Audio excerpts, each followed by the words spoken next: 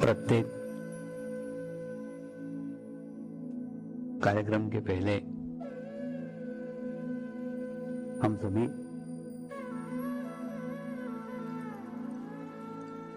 गुरु वंदना करते हैं, यानी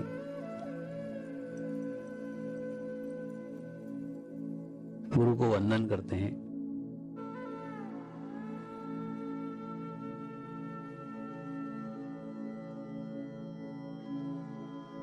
समर्पण ध्यान इस गुरु वंदना से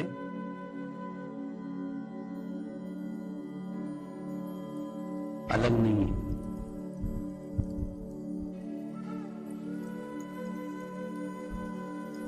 लेकिन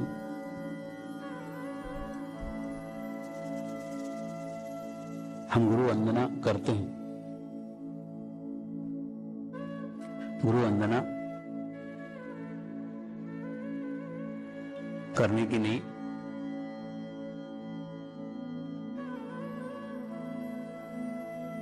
मानने की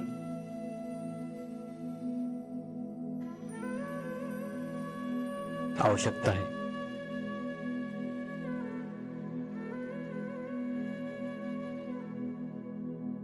गुरु वंदना करना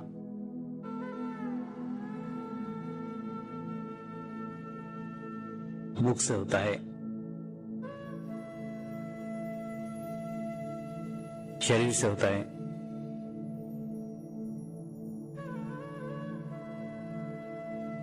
और मानना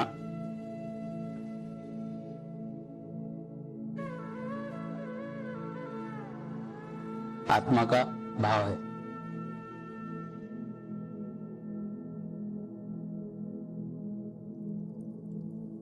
यानी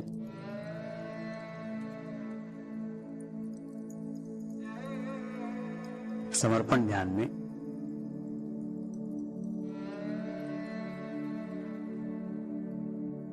गुरु को आत्मा से मानते हैं।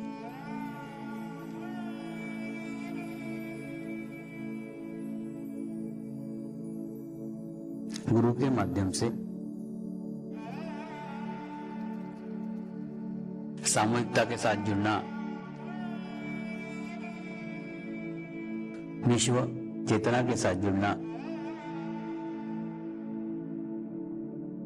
समर्पण ध्यान है। समर्पण ध्यान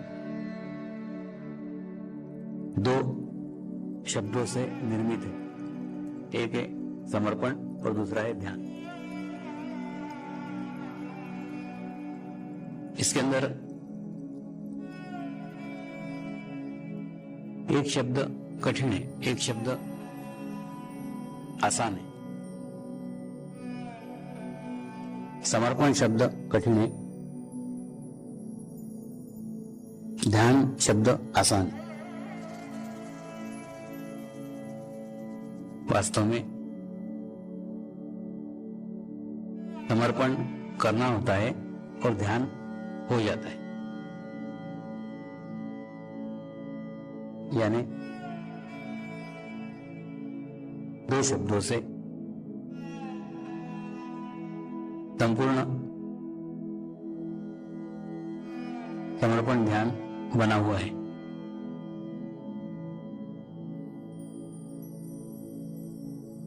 ध्यान आत्मा का भाव है। ध्यान में कुछ भी करना नहीं होता, कुछ नहीं करना ही ध्यान है।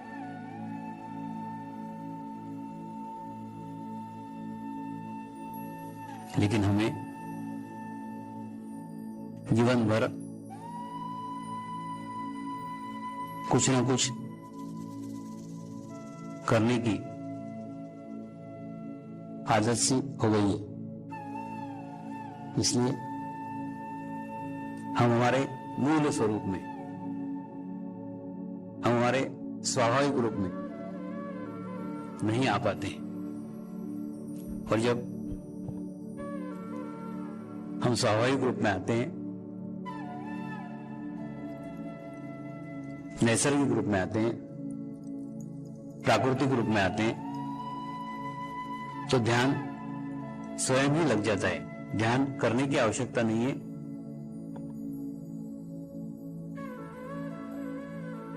हां, समर्पण करने की आवश्यकता है।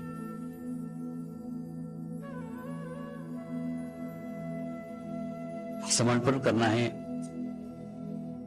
परमात्मा के प्रति,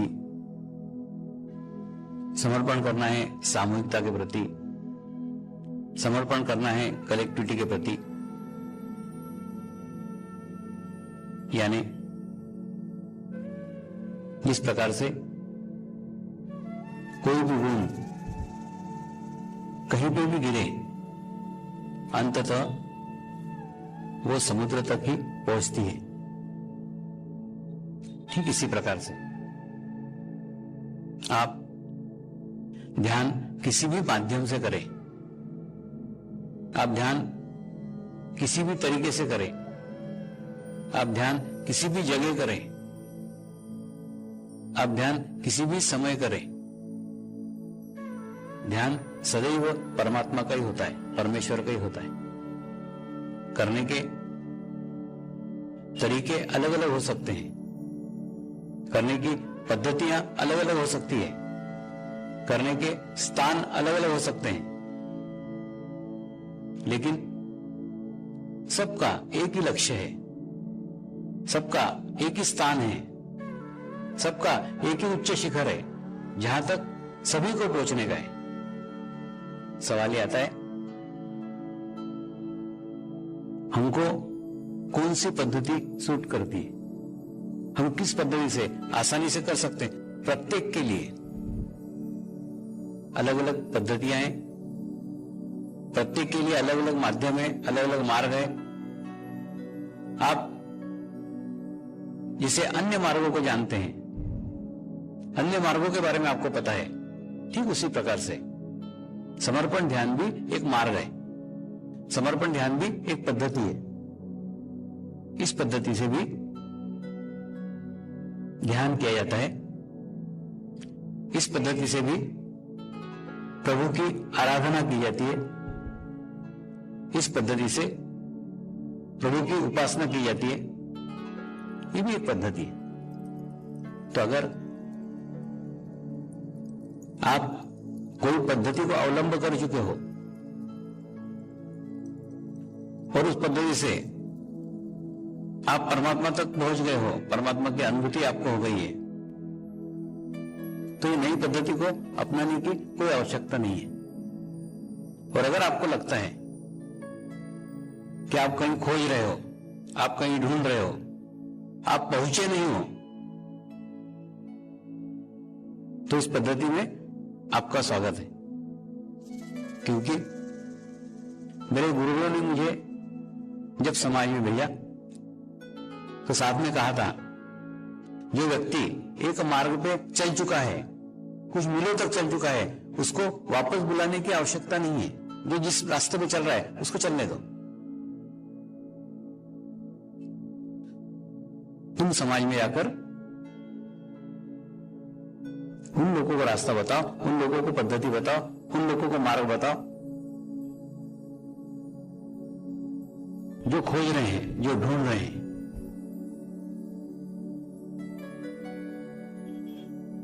तो सबसे पहले आप अपने को ही प्रश्न पूछो, क्या आप पहुंच गए हैं?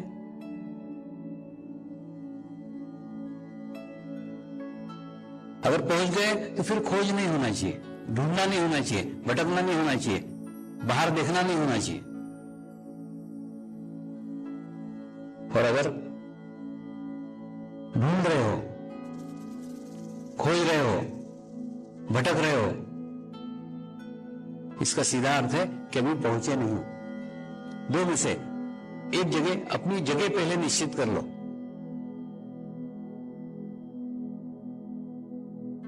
पहुंचे हो या पहुंचना बाकी है, उसी के ऊपर आपकी प्रगति आपका प्रोग्रेस निश्चित होता है।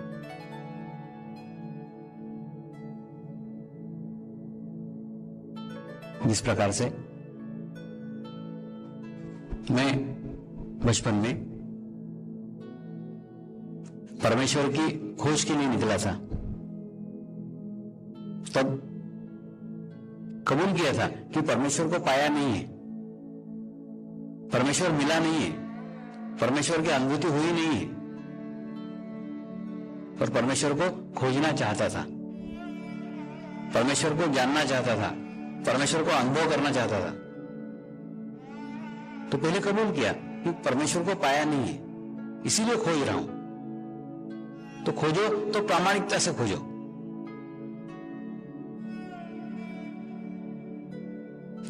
मेरी नानी कहा करती थी, परमात्मा अविनाशी है, परमात्मा कल भी था, परमात्मा आज भी है और परमात्मा कल भी रहेगा। परमात्मा एक विश्व चेतना है, जो विश्व चेतना कल भी थी, आज भी और कल भी रहेगी। तो मुझे खोज आज के परमात्मा की थी। मैं ढूंढने आज के परमात्मा को निकला था, आज के परमेश्वर को खोजने निकला था, और पहले ये निश्चित कर लिया था कि परमेश्वर को पाया नहीं है, परमेश्वर को प्राप्त नहीं किया है। और परमेश्वर को जब खोजने निकला, परमेश्वर को जब ढूंढने निकला, तो अपने हृदय के पट पूर्णतः खोल दिए थे। परमात्मा को किसी भी रूप में ग्रहण करने को तैयार था, जिस रूप में मिल जाए उस रूप में ग्रहण करने को तैयार था। परमेश्वर को किसी भी स्थान पर ग्रहण करने को तैयार था। इसलिए अलग अलग स्थानों में भटका, अलग अलग जगह गया, अलग अलग तीर्थ क्षेत्र गया, यानी किसी भी रूप में लेने को तैयार था, किसी भी स्थान पर लेने को तैयार था, किसी भी माध्यम से लेने को तैयार था। किसी भी माध्यम से परमात्मा मिल जाए, किसी भी माध्यम से परमात्मा की अनुभूति मिल जाए। जितने हम अपने हृदय के दरवाजे खोलते चले जाते हैं, उतने ही हमारी ग्रहण करने की क्षमता बढ़ती चली जाती है। तो अगर परमेश्वर की प्राप्ति चाहते हो, परमात्मा की प्राप्ति चाहते हो, परमेश्वर की अनुभूति चाहते हो, तो उसके लिए आपको सब दरवाजे खोलना पड़ेंगे। कोई कंडीशनिंग नहीं चाहिए। मैं इसी तरीके से लूंगा, मैं इसी माध्यम से लूंगा, मैं इसी स्थान पे लूंगा, इसी जगह लूंगा, कुछ नहीं। आप सब दरवाजे अपने खोल दो। जितने आप आपके दरवाजे खोलोगे, जितने आप अपने आप को विकसित करोगे, जितने आप आपको लेने की क्षमता विकसित करोगे, उतनी ही आपकी भी ग्रहण करने की क्षमता विकसित हो जाएगी। तो पहला है, प्रभु के प्राप्ति में कोई कंडीशनिंग नहीं होना चाहिए। पता नहीं किस रूप में आ जाए, किस माध्यम से आ जाए, किस स्थान पे भेंट हो जाए, कुछ कहा नहीं जा सकता। इसीलिए सबको ग्रहण करने के लिए तैयार हो जाओ, सबके लिए अपने हृदय खोल दो, और उसके लिए सारी सीमाएं लांघ दो। कोई सीमा नहीं होना चाहिए, कोई अवरोध नहीं होना चाहिए। ऐसा अपने आप को खुले करने में जितने आप सक्षम हो जाओगे, उतने ही अनुभूति मिलने के चांसेस अधिक से अधिक हो जाएंगे। बचपन में मैंने नरसिंह अवतार की कहानी पढ़ी थी। नरसिंह अवतार एक खंभे में से प्रकट हुए थे। अब एक खंभे में से प्रकट हुए यानी उससे ये जाना कि परमात्मा सदैव अलग अलग रूपों में आता है। नरसिंह अवतार इसके पहले कभी नहीं हुआ था, ना उसके बाद में कभी हुआ। इसका मतलब प्रत्येक दफे उसका रूप अलग होगा।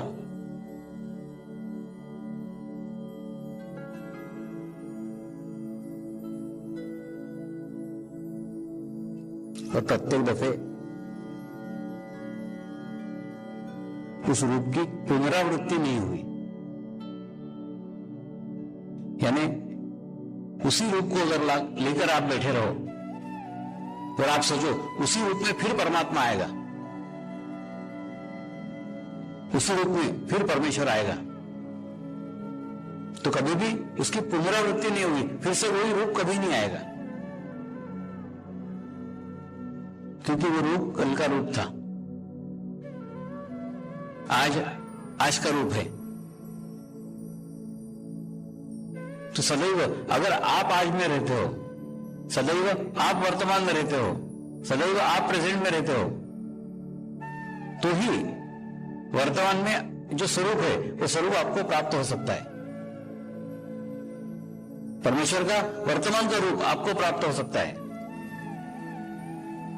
अनुभूति एक जीवंत प्रक्रिया है, और जीवंत प्रक्रिया घटित होने के लिए जीवंत माध्यम की आवश्यकता है, जीवंत स्वरूप की आवश्यकता है। और जीवंत स्वरूप वर्तमान का स्वरूप है। इसलिए किसी रूप के कंडीशन पे भी मत जाओ कि उसी रूप में मिलना चाहिए। मैंने भी कोई रूप का सीमा नहीं रखा था कि इसी रूप में मिलना चाहिए। परमेश्वर के बारे में कोई धारणा नहीं बनाई थी कि परमात्मा यानी ये। तो मेरे हृदय के फ्रेम के अंदर कोई भी परमात्मा का स्वरूप नहीं था, कोई रूप नहीं था। प्रत्येक रूप को ग्रहण करने को तैयार था।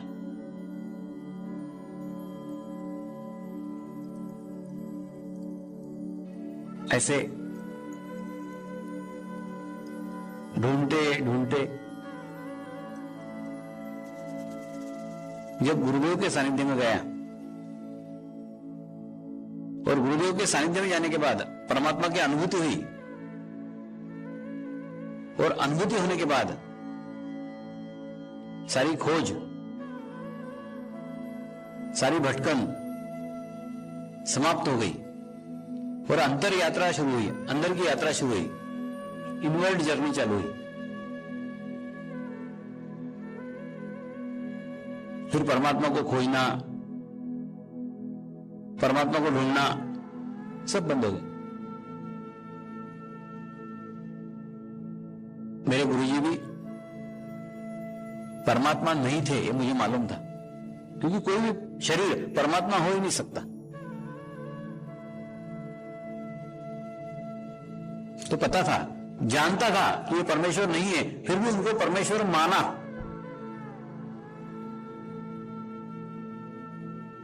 बस यही सकारात्मक दृष्टिकोण हमें प्राप्त होता है,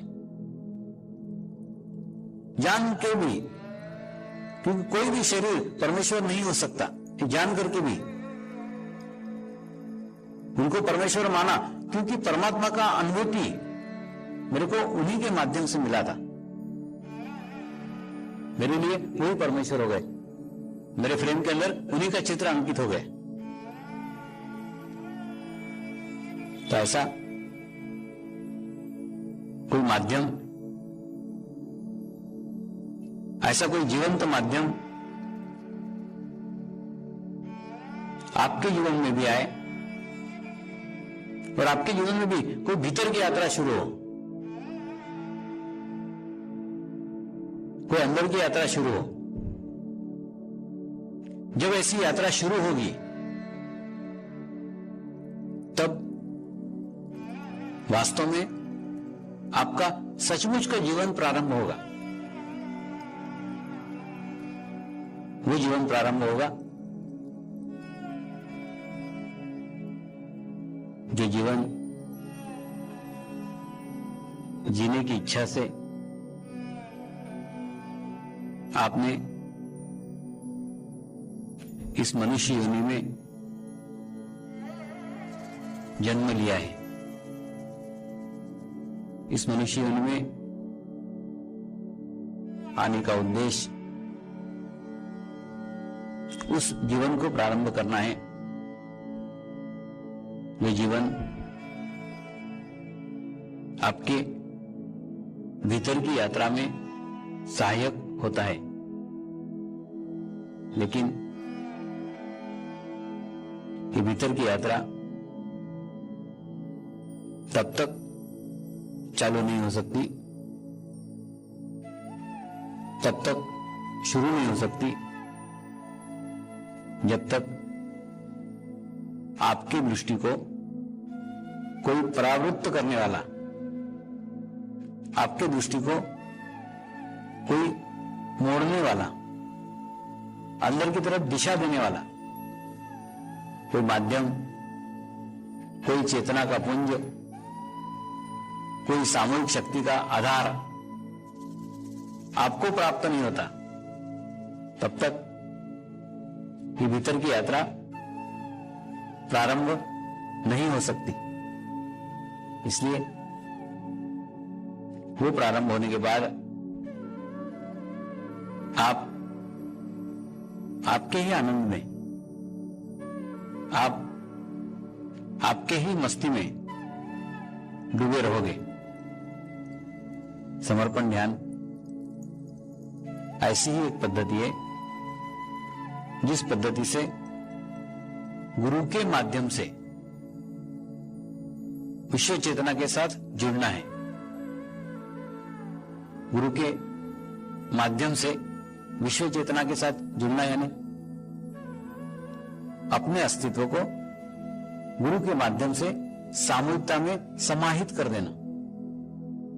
समाहित कर देना यानी संपूर्ण अपने अस्तित्व को शून्य कर देने का, पूर्ण विश्व चेतना में मर्ज कर देने का। और वो मर्ज करने के बाद अपना अस्तित्व ही समाप्त हो जाता है। विश्व चेतना और हम अलग नहीं हो जाते, विश्व चेतना मय जीवन हमारा हो जाता है। और जब विश्व चेतना मय जीवन हो जाता है तो जो विश्व को संचालित करने वाली शक्ति है, वो शक्ति हमारे साथ और हम उस शक्ति के साथ जब एकत्र हो जाते हैं तो फिर जीवन एकदम आसान हो जाता है, जीवन एकदम सरल हो जाता है और जीवन एक आनंदमय जीवन होता है, एक सुखमय जीवन होता है। उस सुखमय जीवन को प्राप्त करने के लिए, उस आनंदमय जीवन को प्राप्त करने के लिए अपने अस्तित्व को पूर्ण रूप से समर्पित करना होता है। लेकिन ये समर्पण ही अत्यंत कठिन शब्द है, क्योंकि हमें सामने दिख रहा है कि हमारे ही जैसा एक आदमी जिसको 2 हाथ हैं, 2 पैर हैं, अपने ही जैसा है, सामान्य सा है, जैसे आम आदमी सा है, ऐसे ही माध्यम को, ऐसे ही शरीर को समर्पित करना अत्यंत कठिन है। हमारी समर्पण की कल्पना बहुत विशाल है, हमसे बहुत बड़ा, आकार से बड़ा, स्थान से बड़ा, ऐसी कुछ कल्पना हम कुछ विचित्र करके बैठे हुए हैं कि ऐसा स्वरूप जब हमारे सामने आएगा तो हम समर्पित होंगे।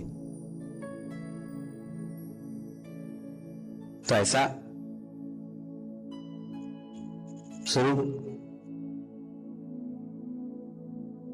मेरे जीवन में भी नहीं आया, आपके जीवन में भी नहीं आएगा। ये कल्पना है लेकिन वास्तविक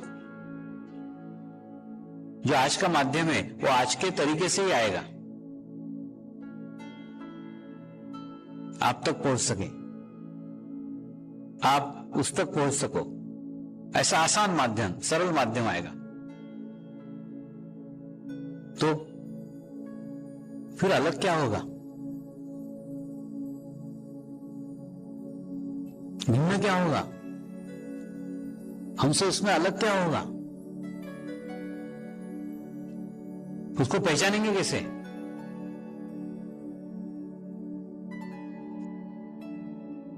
उसको जानेंगे कैसे? तो अलग सिर्फ अनुभूति अलग होगी, यानी इन आंखों से जो देख सकते हो उसमें कुछ भी अलग नहीं है, समान है, एक जैसा है, एक सा है, कुछ भी अलग नहीं है। बस अलग है वो सामूहिकता, अलग है वो कलेक्टिविटी, अलग है तो वो आत्मा का समूह। एक आत्मा के साथ लाखों आत्माएं जुड़ी हुई है और लाखों आत्माओं के साथ एक आत्मा जुड़ी हुई है। ऐसी एक आत्मा जो एकाकार हो गई है लाखों आत्माओं में, और लाखों आत्माएं एकाकार हो गई है एक आत्मा में।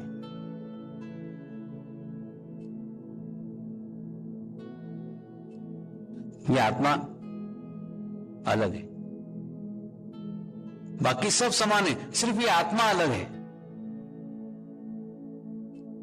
लेकिन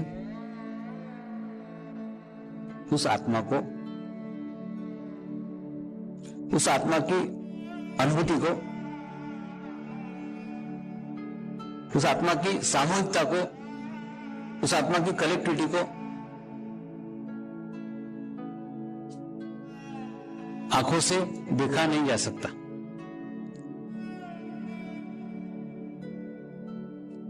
आंखें कहीं ना कहीं कम पड़ जाती है वो देखने के लिए, वो सामूहिकता देखने के लिए, वो कलेक्टिविटी देखने के लिए, वो ऊर्जा का स्रोत देखने के लिए, क्योंकि इन आंखों को उसकी आदत ही नहीं है, इन आंखों को उसकी प्रैक्टिस ही नहीं है। तो जिसकी आदत नहीं है, जिसकी प्रैक्टिस नहीं है, उसे ये आंखें कैसे देख सकती? देख ही नहीं सकती।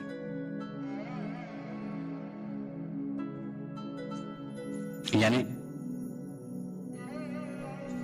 उस आत्मा को देखने के लिए ये आंखें पर्याप्त नहीं है। तो ये आंखें हमें बंद करना होगी।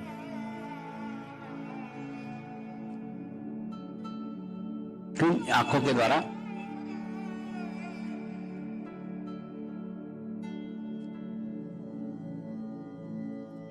यह सब देखा नहीं जा सकता। और जैसे ही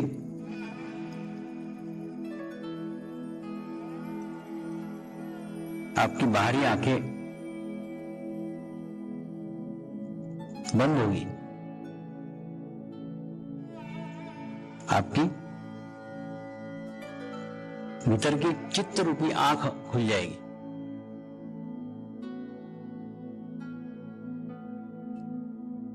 चित्त रूपी आंख खुल जाने के बाद आपको अनुभव होना शुरू हो जाएगा। आपको उस आत्मा की अनुभूति होना शुरू हो जाएगी।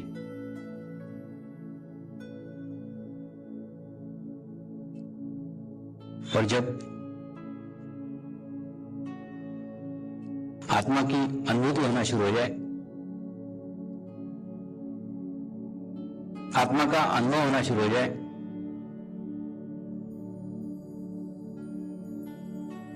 फिर आंखें खोल करके देखने की भी आवश्यकता नहीं रही।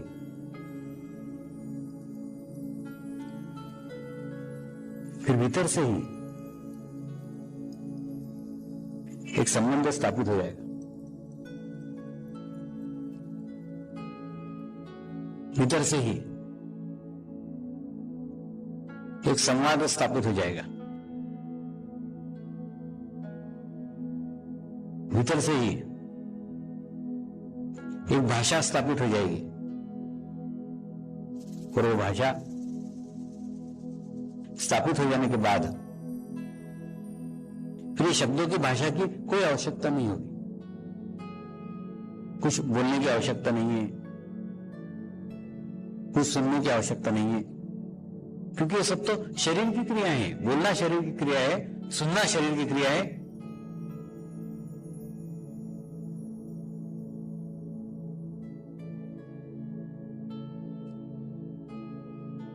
सिर्फ अनुभव करना शुरू हो जाएगा, अनुभूति होना शुरू हो जाएगी। जैसे जैसे आपकी आत्मा शुद्ध होती जाएगी, पवित्र होती जाएगी, वैसे वैसे ही आपको वो आत्माओं के समूह के करीब ले जाएगी, पास ले जाएगी,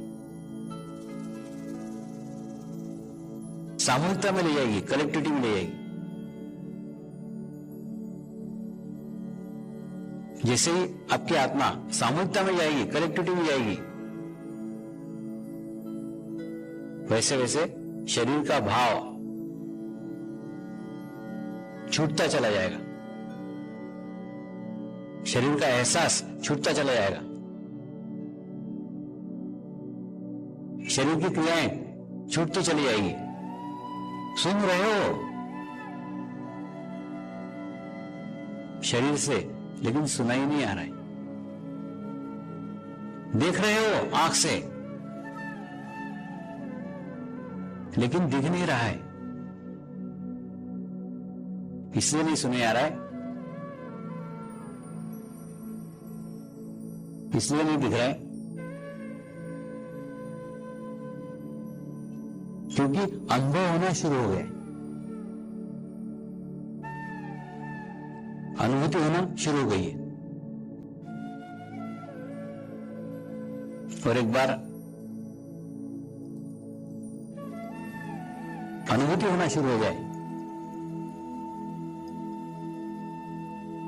फिर कुछ सुनने की, फिर बोलने की कोई आवश्यकता नहीं रहती। समग्र ज्ञान, विश्व का सारा ज्ञान, विश्व का सारा नॉलेज आप अनुभूति के द्वारा प्राप्त कर सकते हो, प्राप्त हो सकता है।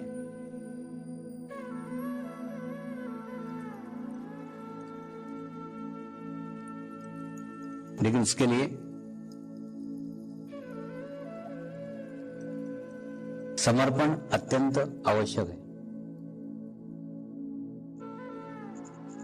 जितना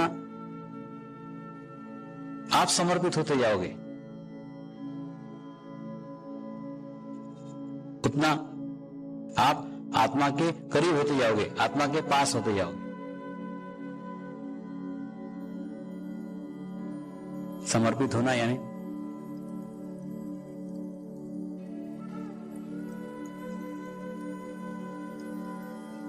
जीवन की छोटी से छोटी घटना को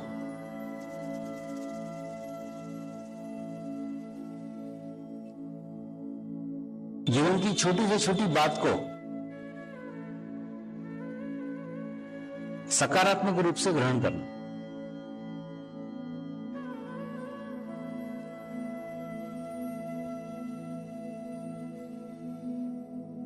हुआ तो भी ठीक है,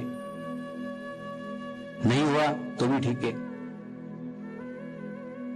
किसी भी एक सिरे को पकड़ करके मत रखो, क्योंकि जब जीवन में हम एक सिरा पकड़ करके बैठते हैं, एक कोना पकड़ करके बैठते हैं,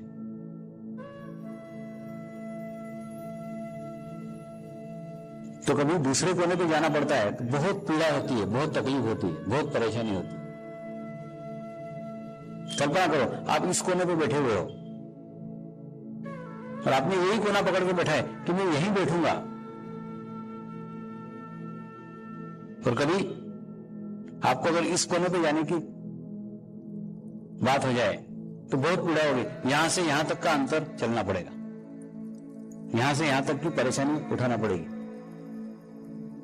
और अगर कभी आपने ये कोना पकड़ के बैठा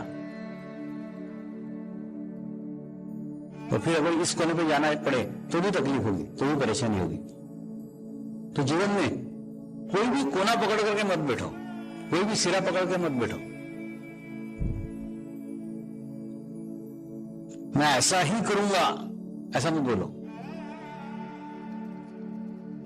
क्योंकि जहां आपने ऐसा बोला, जहां पे आपने कोई सिरा पकड़ा, जितना सिरा की पकड़ मजबूत होगी उतनी मैं की भावना बढ़ती जाएगी,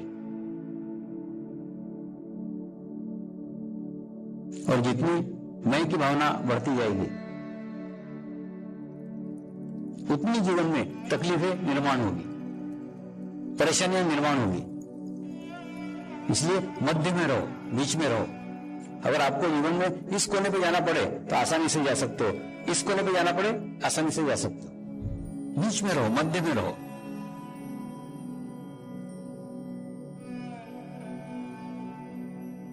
तो फिर किसी भी कोने पे जाना पड़े, दोनों कोने आपको करीब के लगेंगे, दोनों कोने आपको बीच के लगेंगे, क्योंकि आप बीच में बैठे हुए हो। सिर्फ आधा रास्ता तय करना इधर जाने के लिए, और आधा रास्ता तय करना इधर जाने के लिए।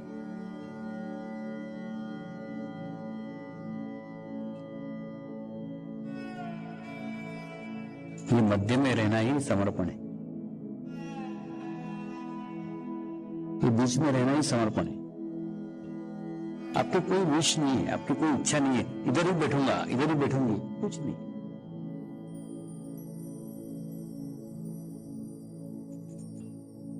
बीच में रहो। समर्पण ध्यान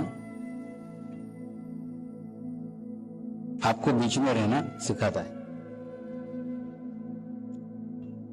समर्पण ध्यान आपको मध्य में रहना सिखाता है। हमारे नाड़ियों की भी ऐसी स्थिति है ना, इधर चंद्र नाड़ी है, चंद्र नाड़ी में रहे तो भूतकाल में चले गए। इधर सूर्य नाड़ी है, सूर्य नाड़ी में गए तो भविष्य काल में चले गए। भूतकाल में जाया जा सकता है, भविष्य काल में जाया जा सकता है, लेकिन जिया नहीं जा सकता। जाया और जिया, भूतकाल में जिया नहीं जा सकता, भविष्य काल में जिया नहीं जा सकता। जीना आपको वर्तमान में ही पड़ेगा, मध्य में ही पड़ेगा। तो जब जीना ही वर्तमान में है तो क्यों भूतकाल में जाते हो, क्यों भविष्य काल में जाते हो? जीवन भविष्य काल में नहीं है, जीवन भूतकाल में भी नहीं है, जीवन वर्तमान काल में, आज में है। तो जीवन का प्रत्येक क्षण प्रामाणिकता के साथ जियो, प्रत्येक क्षण वर्तमान में जियो, प्रत्येक क्षण प्रेजेंट में जियो, प्रत्येक क्षण मध्य में जियो। ये जीने की इच्छा आप कर सकते हो कि मध्य में रहना चाहिए, वर्तमान में रहना चाहिए, वर्तमान में जीना चाहिए, सब चीज आपको पड़ सकती है।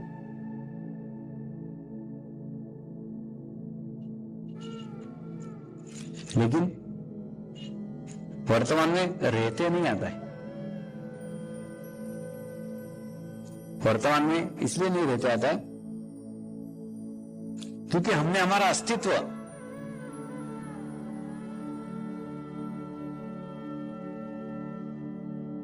परमात्मा के अस्तित्व से अलग करके रखा हुआ है, और अलग करके रखने के कारण